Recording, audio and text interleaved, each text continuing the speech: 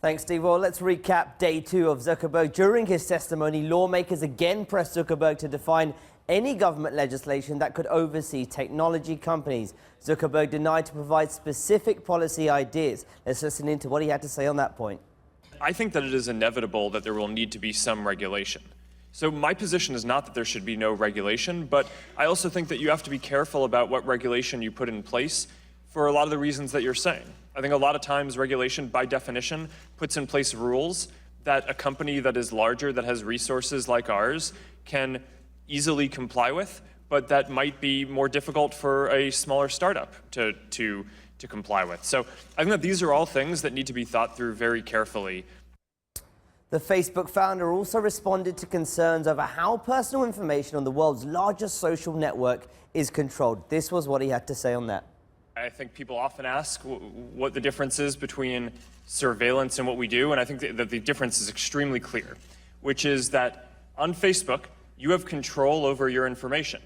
The content that you share, you put there. You can take it down at any time. The information that we collect, you can choose to have us not collect. You could delete any of it, and of course you can leave Facebook if you want.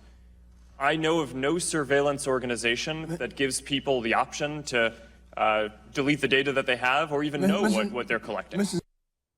And in a heated exchange with California Congresswoman Anna Eshoo, Zuckerberg revealed a personal connection to the Cambridge Analytica data scandal. This is what he had to say. Was your data included in the data sold to the malicious third parties? Your personal data? Yes. It was. Are you willing to change your business model in the interest of protecting individual privacy? Congresswoman, we have made and are continuing to make changes to reduce the amount of data. Are you willing to change your business model in the interest of protecting individual privacy? Congresswoman, I'm not sure what that means. Well, I'll follow up with you on it. When did Facebook learn that Cambridge Analytica's research project was actually for targeted psychographic political campaign work? Congresswoman, it might be useful to clarify what actually happened here. Well, no, I don't have time for a long answer, though. When did Facebook learn that? And when you learned it, did you contact their CEO immediately? And if not, why not?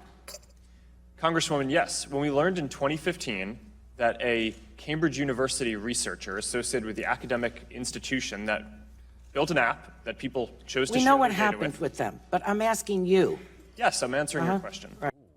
That was my favourite. I have to say, I didn't enjoy much of the Durbin stuff, the Cruz stuff. I thought that the Congresswoman there really roiled him a little bit there, and that was interesting. Are you willing to change your business model to protect personal data?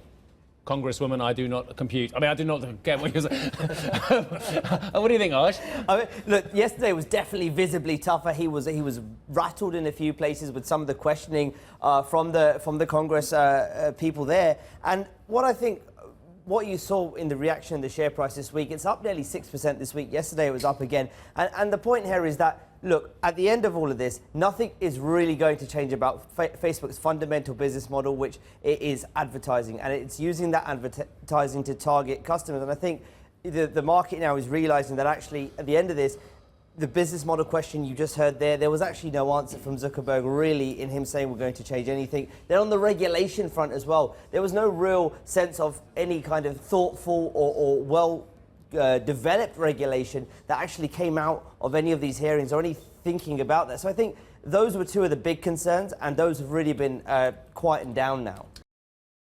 Still watching? Perfect. Click here to watch another great video from CNBC International. Oh, and don't forget to subscribe.